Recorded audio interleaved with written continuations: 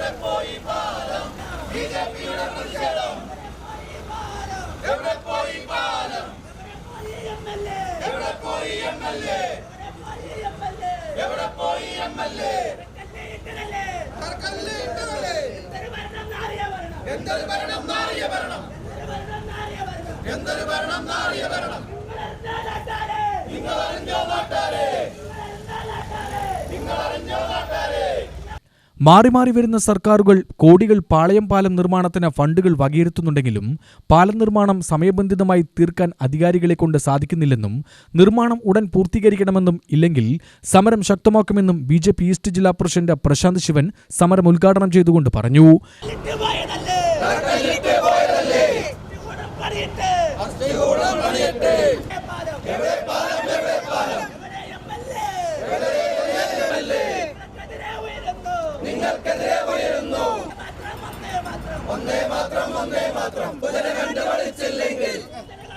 സമരത്തിന്റെ രൂപം മാറും. ഇവിടെ ഒരു പാലം പണിയണമെങ്കിൽ കോൺട്രാക്ടർ ഇത് ഉദ്യോഗസ്ഥന്മാർക്ക് മാത്രമല്ല, ഈ ഉദ്യോഗസ്ഥന്മാര് ഈ ഭരണസമിതിയുടെ തണലിൽ നിന്നുകൊണ്ട് ഈ ഭരണസമിതി അംഗങ്ങളും ഇവിടുത്തെ പഞ്ചായത്തിലെ ഉദ്യോഗസ്ഥന്മാരും ചേർന്ന് നടത്തുന്ന അഴിമതിയാണ് കൊടുമ്പ് പഞ്ചായത്ത്.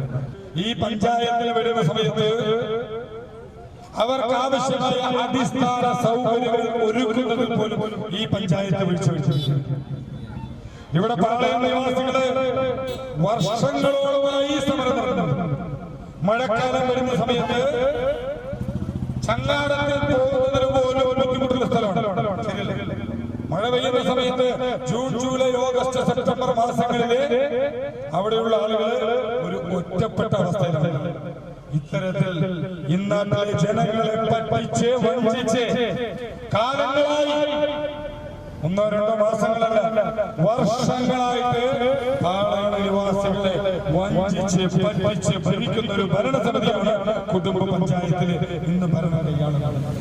ഇത്തരത്തിൽ ഇന്നാട്ടിലെ ജനങ്ങളെ പറ്റിച്ച് വഞ്ചിച്ച് ഭരിക്കുന്ന ഈ ഭരണസമിതിയെ തൂക്കിയെറിയുന്ന കാഴ്ച ബിജെപി കൊടുമ്പ് പഞ്ചായത്ത് പ്രസിഡന്റ് ദീപക് അധ്യക്ഷത വഹിച്ചു.